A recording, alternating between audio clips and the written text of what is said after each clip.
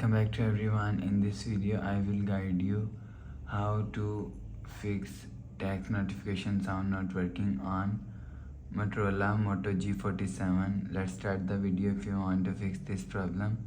So first of all, go to app library, click on settings app. Now in setting, click on notifications and turn on notifications. After turn on notifications, go back to home screen. You will see your problem is solved.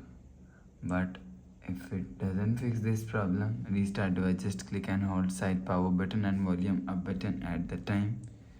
Click on this restart icon. After click on this restart icon, phone is restart. After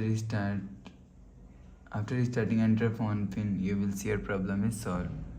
But if it still not solved, go to app library, click on settings app.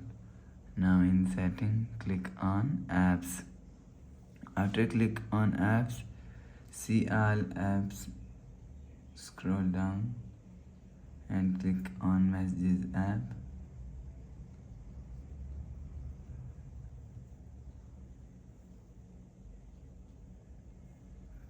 On storage and cache and clear cache messages app. Go back to home screen.